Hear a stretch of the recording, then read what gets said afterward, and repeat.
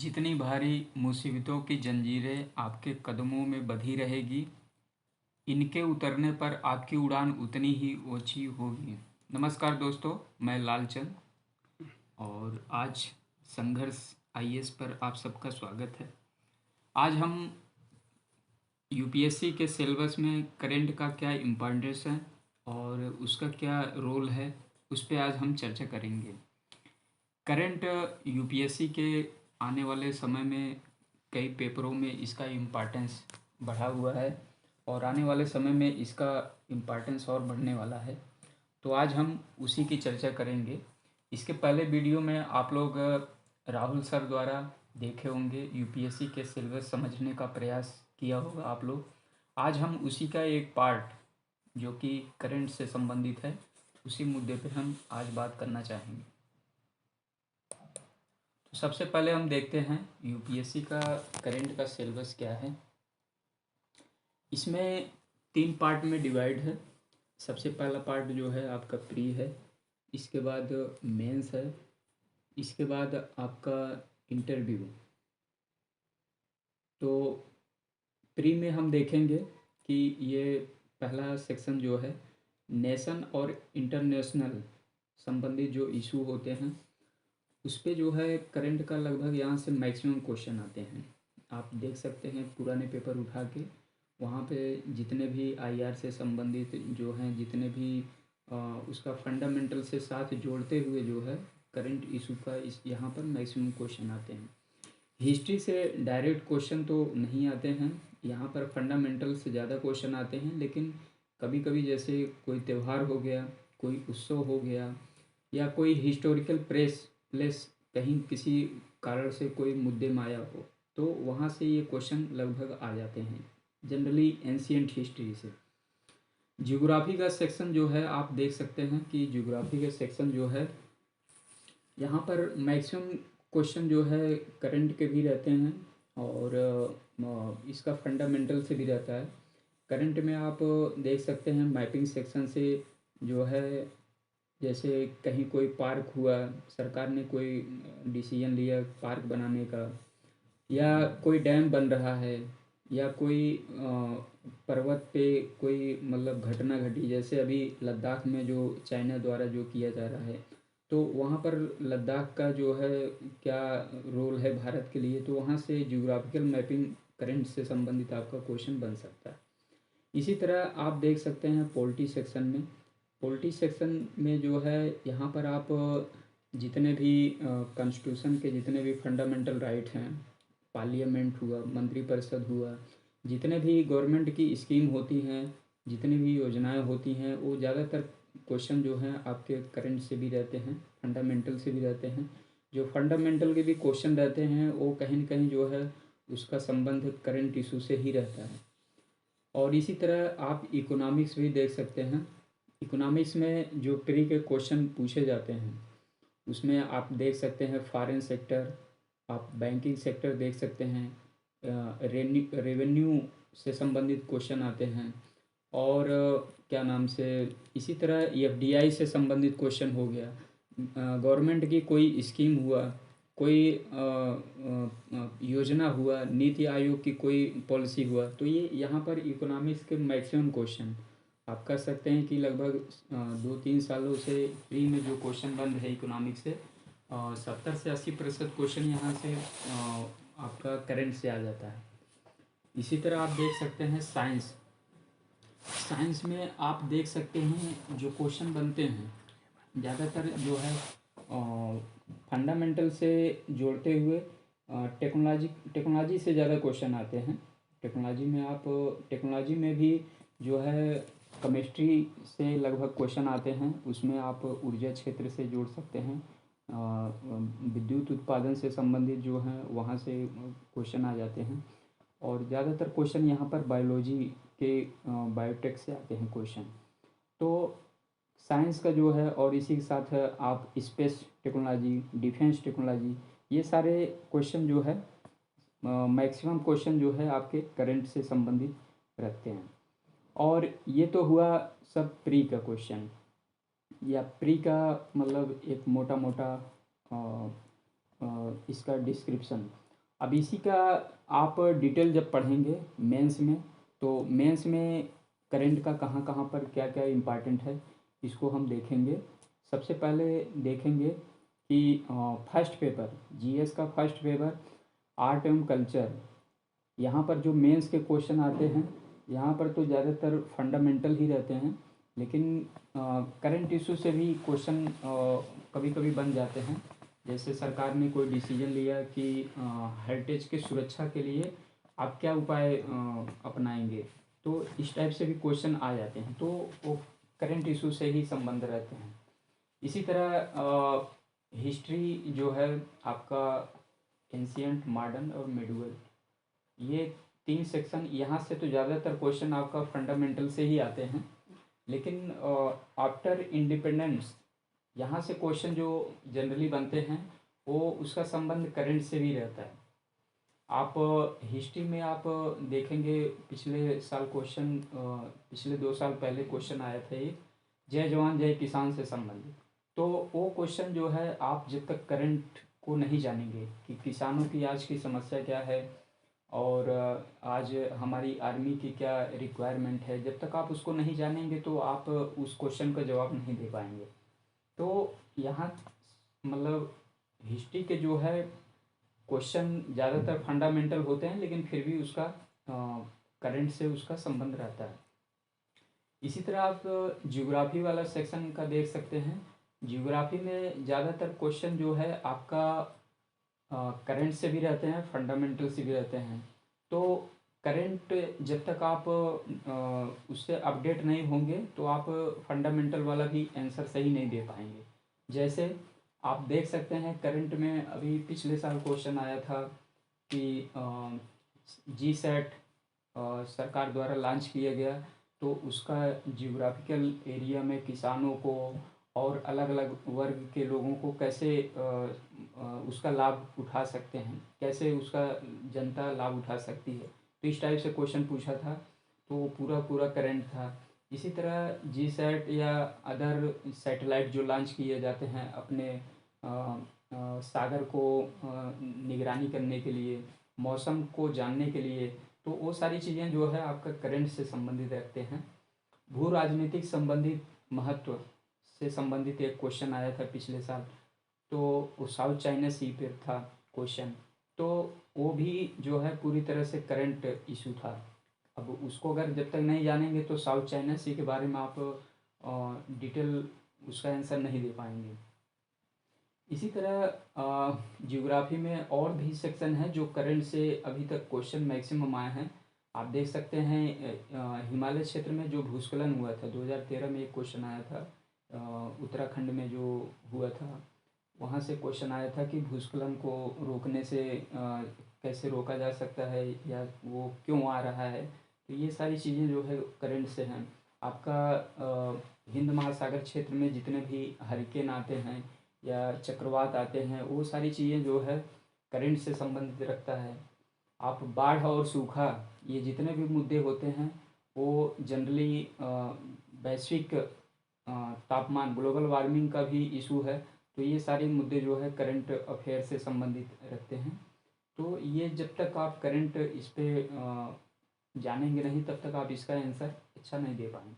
और इसी तरह इसमें आप संसाधन, ज्योग्राफी का एक सेक्शन है संसाधन, तो संसाधन में भी आप वर्तमान समय में देख सकते हैं कि जितने भी प्राथमिक क्षेत्र, द्वितीय क्षेत्र, तृतीय क्षेत्र, यहाँ से जितने फसल उत्पादन हुआ या कहीं कोयला खदान हुआ या कोई और मिनरल्स जिसकी खुदाई की जा रही है, तेल उत्पादन हुआ, ये सारी चीज़ें जो है आपका करंट सेक्शन में आ जाता है।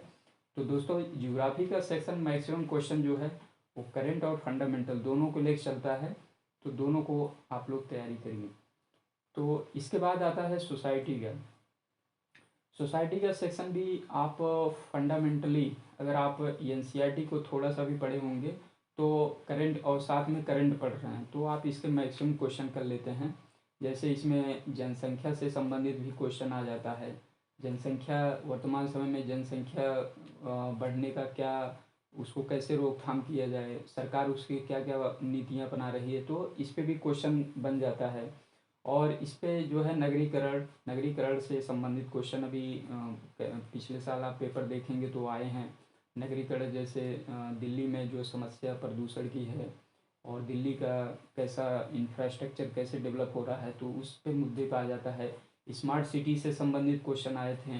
तो ये सब नगरीकरण की आज की जो समस्याएं हैं वो करंट इशू से भी संबंधित है।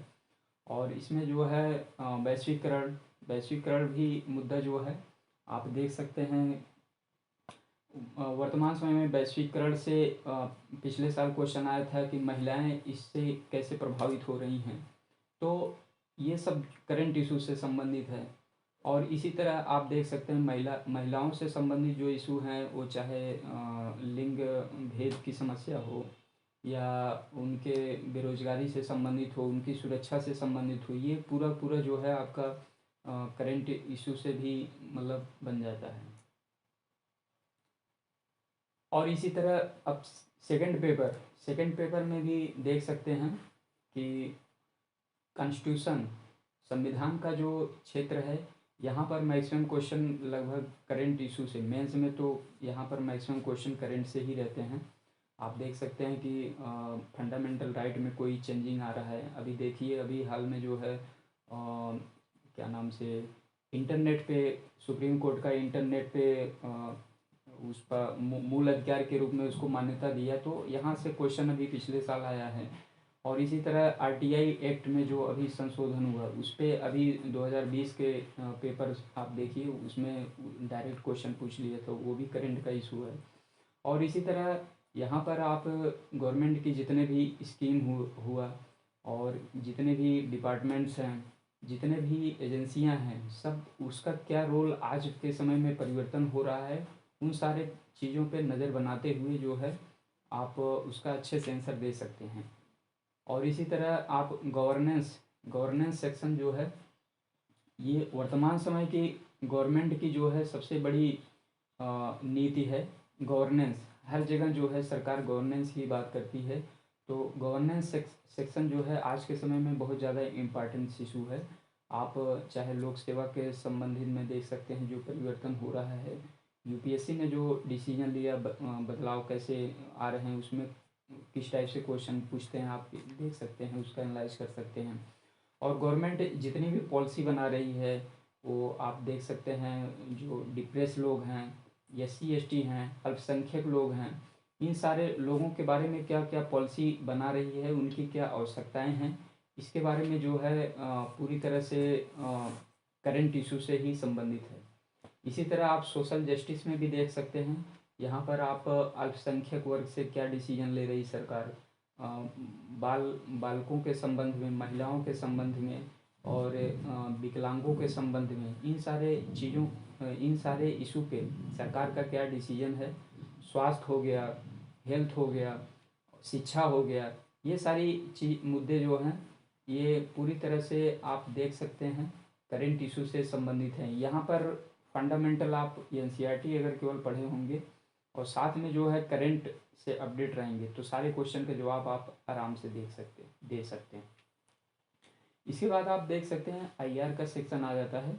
आईआर के सेक्शन वैसे तो देखने में जो है विश्व के 206 देश हैं, लेकिन यहाँ पर आपको सारे देशों से भारत का क्या संबंध है उस पर जानना जरूरी नहीं है।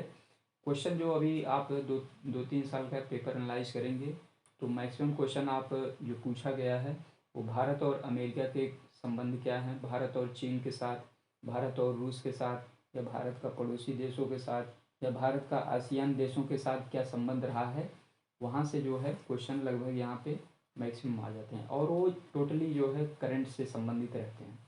इसी तरह दोस्तों थर्ड पेपर में इकोनॉमिक्स का सेक्शन जो है, इकोनॉमिक्स का सेक्शन में आप जो क्वेश्चन आ रहे हैं वर्तमान समय में आप देख सकते हैं, चाहे वो एमएसपी का मुद्दा हो, अभी किसान सुधार जो कानून पारित किया गया, तो इस पे संबंधित इस टाइप से क्वेश्चन आपको डायरेक्ट मिल जाएंगे। एमएसपी से लगभग हर साल क्वेश्चन आ जाते हैं और खाद्य प्रसंस्करण उद्योग से संबंधित डायरेक्ट क्वेश्चन आ जाते हैं और इसी तरह एफडीआई से संबंधित डायरेक्ट क्वेश्चन आ जाते हैं और फॉरेन डब्ल्यूटीओ से संबंधित क्वेश्चन आ जाते हैं। तो ये इकोनॉमिक्स का सेक्शन जो मेंस के लिए है, यहाँ पर भी मैक्सिमम क्वेश्चन जो है आपका करंट से आ जाते हैं। फंडामेंटली अगर आप थोड़ा सा भी कंसेप्ट क्लियर किए होंगे और करंट अगर आप अपडेट हैं तो लगभग लगभग सारे क्वेश्चन इकोनॉमिक्स के हो जाते हैं। इसी तरह टेक्नोलॉजी का क्षेत्र जो है, टेक्नोलॉजी का क्षेत्र जो है, आप यहाँ पर चाहे वो स्पेस हो, चाहे वो डिफेंस का हो, और चाहे आपका देख सकते हैं कि बायोटेक्नोलॉजी हो और आईटी सेक्टर हो, ये जितने भी टेक्नोलॉजी का इशू है वो ज़्यादातर क्वेश्चन जो है करंट इशू से संबंधित है। पिछले साल आप देख रहे होंगे पूछा था मंगल मिशन के संबंध में, भारत का बढ़ रही प्रभुता के संबंध में पूछा था कि उसका क्या इम्पोर्टेंस है, भारत की किस तरह से साख बढ़ रही है वैश्विक स्तर पे। तो इस टाइप से जो है आपका क्वेश्चन टेक्नोलॉजी के क्षेत्र में पूछ सकता है। और इसी तरह दोस्तों बायोडाइवर्सिटी बायोडाइवर्सिटी और इन्वायरमेंट, आप दोनों सेक्शन को हम एक साथ बताना चाहते हैं। ये दोनों सेक्शन लगभग एक दूसरे से मिलते जुलते हैं। तो बायोडाइवर्सिटी में आप देख सकते हैं जो जिस टाइप से क्वेश्चन बनता है वो करंट का भी रहता है, फंडामेंटल का भी रहता है। करंट का आप देख सकते हैं कि जैसे मैग्रो वन पे अभी पिछले साल रिपोर्ट जारी की थी सरकार, तो मैग्रो वन का संबंध में क्वेश्चन बन गया था कि उसका क्या इम्पोर्टेंस है और वो चक्रवातों को रोकने में किस टाइप से मदद करता है। इसी तरह आप इसमें देख सकते हैं कि बाढ़ सूखा को कैसे इम्पैक्ट कर रहा है कृषि पे। तो कृषि से भी और आपका इन्वायरमेंट, दोनों सेक्शन से क्वेश्चन बन जा रहे हैं। और इसी तरह आप देख सकते हैं कि जैसे सरकार ने नदियों के संबंध में जो डिसीजन लिया, डैम बनाने का, नौवहन बनाने का, नौ परिवहन बनाने का जो डिसीजन लिया, तो इस टाइप से यहाँ पर लगभग क्वेश्चन बन जाते हैं इन्वायरमेंट से। इसी तरह दोस्तों सिक्योरिटी से संबंधित जो क्वेश्चन हैं वो आप देख सकते हैं कि साइबर क्राइम आज के समय में जैसे जैसे आईटी सेक्टर बढ़ रहा है, साइबर क्राइम भी उसी अनुपात में बढ़ रहा है। तो साइबर क्राइम पे लगभग लगभग हर साल क्वेश्चन लगभग बन जाते हैं। और इंटरनल सिक्योरिटी से संबंधित आप देख सकते हैं कि जैसे नक्सलवाद हो गया या एक्सटर्नल आप आतंकवाद के संबंध में, तो इस टाइप से यहाँ पर क्वेश्चन बन जाता है। और डिफेंस सेक्शन का, डिफेंस एरिया का क्या इम्पोर्टेंस है, भारत की सुरक्षा कैसे मजबूत हो, यहाँ पर भी क्वेश्चन वो जो है फंडामेंटल के साथ साथ करंट से उसका मुद्दा जुड़ा होता है। इसके बाद आप डिजास्टर मैनेजमेंट अगर आप फंडामेंटली थोड़ा सा भी जानते होंगे तो इसके साथ, और आप जो है करंट इशू से अपडेट हैं। करंट में यहाँ का जो रोल होता है, जैसे अभी बाढ़ कहीं आ गया, जैसे कोई चक्रवात आ गया, तटीय क्षेत्रों में आप हर साल देख सुनते होंगे न्यूज में कि आंध्र प्रदेश में, कर्नाटक में और केरला में, इन सारे राज्यों में लगभग हर साल बाढ़ आते हैं। तो वहाँ पर आप देख सकते हैं कि डिजास्टर मैनेजमेंट के संबंध में जो है गवर्नमेंट का बहुत सारे निर्देश जारी होते हैं। तो वो सारे निर्देश जो है आपको डायरेक्ट यहाँ से क्वेश्चन इसी टाइप से पूछ लेता है कि डिजास्टर मैनेजमेंट के संबंध में कैसे उसको रोकथाम किया जाए और वर्तमान समय में सरकार की क्या गाइडलाइन है। इस टाइप से क्वेश्चन आप देख सकते हैं कि डायरेक्ट पूछ लेता है डिजास्टर मैनेजमेंट से। इसी तरह दोस्तों फोर्थ पेपर जो है आप देख सकते हैं इथिक्स का, इंटीग्रिटी, एप्टीट्यूड। ये सेक्शन वैसे देखने में तो पूरी तरह से एक दार्शनिक अप्रोच लग रहा है और इथिकल वैल्यू लग रहा है, लेकिन आप थोड़ा सा भी इथिकल चीज़ें अगर आप जानते होंगे और बेसिक कंसेप्ट अगर आपका क्लियर है तो यहाँ से भी लगभग मैक्सिमम क्वेश्चन जो है आप करंट से उसका लिंक करके, करंट से आप अपडेट करके कोई भी बेसिक चीज़ पढ़िए, उसका करंट से आप जोड़ना सीखिए कि उसका करंट से क्या रिलेवेंसी है। और वर्तमान समय में जैसे वर्तमान समय में ईमानदारी को आपको परिभाषित करना हो तो आप स्वतंत्रता के समय में एक अलग प्रकार की ईमानदारी थी, वर्तमान समय में ईमानदारी के संदर्भ में क्या चेंजिंग हो रहा है, तो प्रशासक की उस पर क्या नीतियाँ होनी चाहिए, क्या राय होनी चाहिए। तो यहाँ पर दार्शनिक अप्रोच अपनाते हुए भी आप करंट से जब तक अपडेट नहीं होंगे तो इसको आप लिंक नहीं कर पाएंगे, एक दूसरे से जो है कनेक्ट नहीं कर पाएंगे। तो यहाँ भी इसका रिलेवेंसी करंट का बन जाता है। इसके बाद आ जाता है आपका एग्ज़ाम का थर्ड सेक्शन, जिसमें इंटरव्यू जिसको बोलते हैं। तो इंटरव्यू में आप देख सकते हैं कि दो टाइप से क्वेश्चन इसमें मैक्सिमम लगभग डिबेट होती है इंटरव्यूअर से। तो वहाँ पर लगभग ये 50-50% को वैसे रेशियो आप अंदाज़ा लगा सकते हैं, लेकिन ऐसा कोई निर्धारित रूल नहीं होता है। कभी कभी बायोडाटा से कम क्वेश्चन पूछ लेते हैं, ये इसका जो है करंट का लगभग 70 से 80% भी हो जाता है। लेकिन कभी कभी करंट का भी मुद्दा कम हो जाता है, बायोडाटा से संबंधित कोई ऐसा मुद्दा पकड़ लेते हैं तो वहाँ से भी मैक्सिमम क्वेश्चन चला जाता है।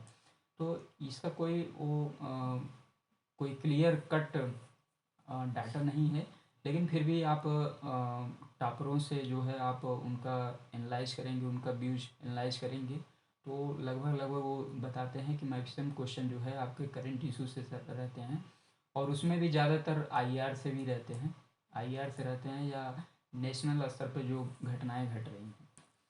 तो मित्रों, ये रहा आपका करंट का सिलेबस जो है यूपीएससी किस तरह से पूछता है, और हम जो आपको प्रोवाइड करेंगे मटेरियल के रूप में। सबसे पहले जो है आपका इसमें प्री में किस टाइप से क्वेश्चन पूछता है,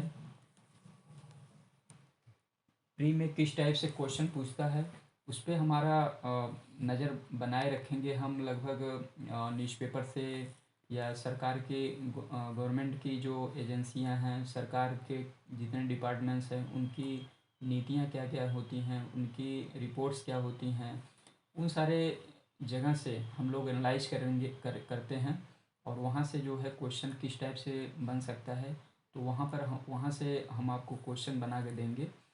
और इसके साथ साथ जो है ये तो प्री हो गया, इसी के साथ जो क्वेश्चन बनाएंगे उसी का डिटेल आप जो है मेंस में उसका यूज कर सकते हैं, जिसको हम लोग आने वाले फरवरी के लास्ट तक प्रयास करेंगे मैगजीन के रूप में जो है उसको प्रोवाइड करेंगे। इसके तो आपका प्री और मेंस दोनों में आपका करंट अवेलेबल हो जाएगा, तो दोनों जगह एक ही करंट पढ़ने से आपका काम आ जाएगा। अब इसके साथ आप इन करंट का कैसे आप यूज करें प्री और मेंस के लिए।